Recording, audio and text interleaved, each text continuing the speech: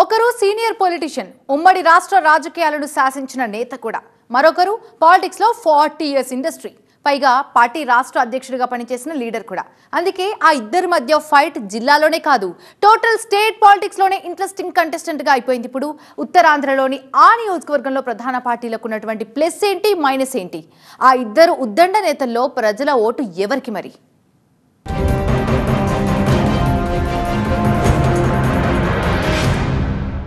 కాకలు తీరిన మంత్రి,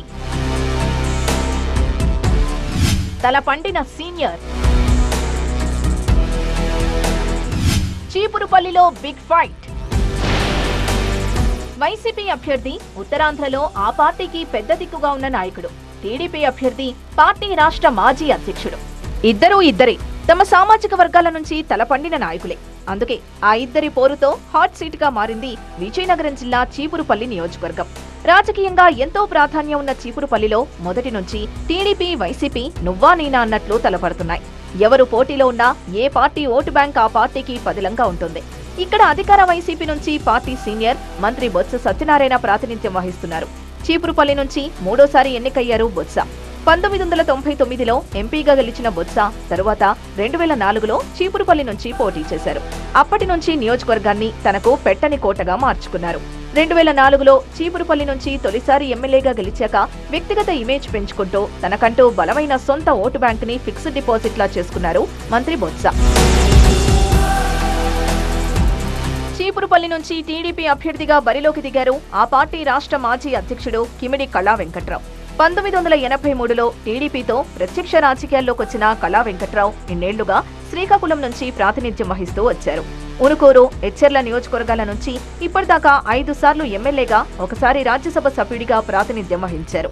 TTD chairman గా కూడా ఆయన కొనసాగారు.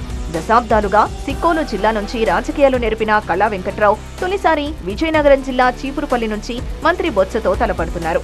సమఉజ్జీలైన ఇద్దరు రాజకీయ ఉద్దండులు పోటీకి దిగడంతో ఆసక్తికరంగా మారింది చీపురుపల్లి రాజకీయం.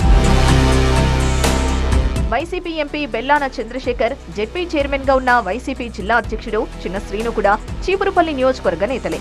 చీపురుపల్లి ఇన్ఛార్జ్ గా ఉన్న చిన్న శ్రీను నియోజకవర్గంపై ఎక్కువ ఫోకస్ పెడుతూ ఉంటారు.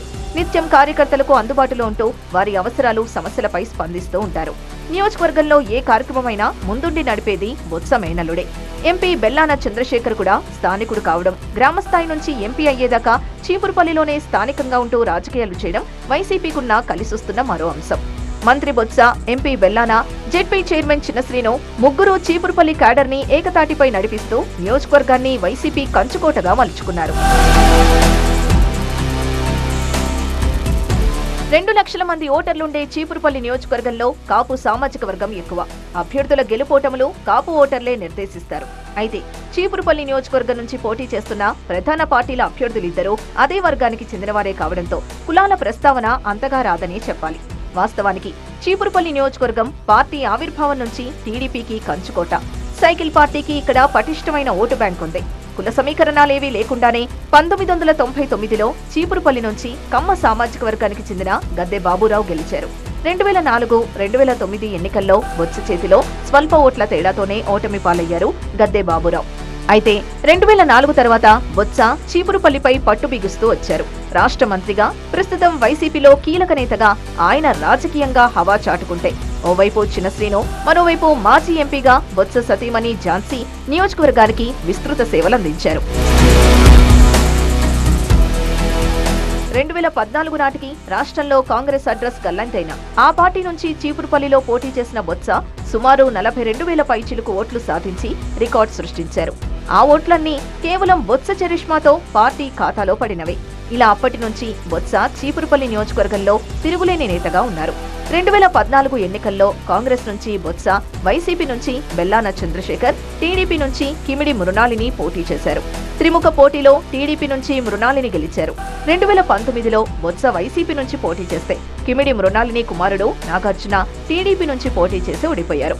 ఆ ఎన్నికల్లో చీపురుపల్లికి చెందిన బెల్లాన ఎంపీగా నిలబడ్డంతో బొత్స గెలుపు నల్లేరు మీద నడకైంది. ఇప్పుడు మరోసారి బొత్స వైసీపీ నుంచి బరిలో నిలిస్తే టీడీపీ అనూహ్యంగా కిమిడి కళా వెంకట్రావుని అభ్యర్థిగా ప్రకటించింది. చంద్రబాబు గారికి వచ్చి 2 కొమ్ములను, కళా వెంకటరావుకి 3 కొమ్ములు ఉన్నాయా? రాజకీయాల్లో మా అమ్మది ఎవరికి కొమ్ములు ఉండవు. గంట రిప్లేస్ కళ అది రెండు అక్షరాలు దాని మధ్య 0 ఉంది, మధ్య 0 ఉంది. మొదట్లో చీపురుపల్లి నుంచి గంటాని పోటీకి పెట్టాలనుకుంది టీడీపీ అధిష్టానం. అయితే చివరికి కళా వెంకట్రావుని బరిలోకి దించింది. చీపురుపల్లి టీడీపీ ఇన్ఛార్జిగా ఉన్న కిమిడి నాగార్జున పోటీకి సిద్ధమైనా ఆయనకు టికెట్ దక్కలేదు. 2019 ఎన్నికల్లో ఓటమి తర్వాత నియోజకవర్గంలోనే ఉంటూ క్యాడర్తో పాటు ప్రజలతో మమేకమవుతూ వచ్చారు నాగార్జున. అయితే ఆఖరి క్షణంలో కిమిడి నాగార్జునని పక్కకు పెట్టి కళా వెంకట్రావుని అభ్యర్థిగా ప్రకటించింది అధిష్టానం. దీంతో నాగార్జున తీవ్ర మనస్తాపంతో ఉన్నారు. ఆయన అనుచరులు నిరసనలకు దిగారు. నాగార్జునకే టికెట్ ఇవ్వాలని చీపురుపల్లి క్యాడర్ కూడా పట్టుబట్టింది. సీనియర్ నాయకుడిని అభ్యర్థిగా ప్రకటించినా రాజీ పడలేదు కిమిడి నాగార్జున. కళా వెంకట్రావుపై విరుచుకు పడుతున్నారు. సొంత పెదనాన్నైనా వెనక్కి తగ్గేది లేదని హెచ్చరిస్తున్నారు. పార్టీని పరిశీలించమని చెప్తా ఉన్నది కూడా నేనేదో కష్టపడ్డాను, నాకు న్యాయం చేయండి అని చెప్పేసి కాదండి. ఆ లాజిక్ తో కాదు. నేను పార్టీకి బలంగా పంపిస్తా ఉన్న సంకేతం ఏంటి అంటే, చీపురుపల్లి నియోజకవర్గంలో ఎక్కడ ఉన్న పరిస్థితుల్లో నేను పోటీ చేస్తేనే ఆ బలమంతా ఉంటుంది అని పార్టీకి నేను తెలియజేస్తా ఉన్నాను. టీడీపీ ఇన్ఛార్జ్ ఇంకా అలకపాన్పు దిగలేదు. అదే సమయంలో చీపురుపల్లి టీడీపీలో గద్దె బాబురావు, త్రిమూర్తుల రాజు 2 వర్గాలుగా ఉన్నారు. వీరికి కొంత వ్యక్తిగత ఓటు బ్యాంక్ ఉంది. దీంతో పార్టీకి పట్టున్న నాగార్జున అసంతృప్తితో పాటు పార్టీలోని మిగిలిన వర్గాలు కళా వెంకట్రావుకు ఏ మేరకు సహకరిస్తాయో చూడాల్సిందే. ఓవైపు 2 దశాబ్దాలుగా చీపురుపల్లిలో ఎదురులేని రాజకీయం చేస్తున్న బొత్స, అక్కడంతా తామై నడిపిస్తున్న ఎంపీ, జెడ్పీ చైర్మన్ ఎన్నికల ప్రచారంలో దూకుడుగా వెళ్తుంటే టీడీపీలో మాత్రం ఇంకా నేతలంతా కలిసి పనిచేసే పరిస్థితి కనిపించడం లేదు. శ్రీకాకుళం జిల్లా నుంచి చీపురుపల్లికొచ్చి ఎన్నికల బరిలో దిగుతున్న కళా వెంకట్రావు ఈ ప్రతికూల పరిస్థితుల్ని ఎలా సెట్ చేసుకుంటారన్నదే పాయింట్. అవసరం వస్తే తేల్చుకుందాం. 13 ముఖ్యమంత్రులు ఆయన ఒక్కడే ఆ విధంగా చేసినటువంటి ప్రాజెక్టు తోటపల్లి. మరి ఆయన లేని 5 సంవత్సరాల్లో పంట సవ్యంగా పడుతుందా? నీరెందుకు రాలేదు? 2019లో బొత్సతో తలపడింది పెద్దగా రాజకీయ అనుభవం లేని మాజీ ఎమ్మెల్యే వారసుడు. కానీ ఈసారికి బొత్సకు చెక్ పెట్టేందుకు అభ్యర్థిపై గట్టి కసరత్తు చేసిన టీడీపీ చివరికి ఆయనకు సమకాలీనుడైన నాయకుడిని తెరపైకి తెచ్చింది. దీంతో బొత్స, కళా మధ్య రాజకీయ రెస్లింగ్ కి వేదికైంది చీపురుపల్లి. అందుకే ఇద్దరు ఉద్దండులు సై అంటున్న నియోజకవర్గంపైనే ఇప్పుడు అందరి చూపులు ఉన్నాయి.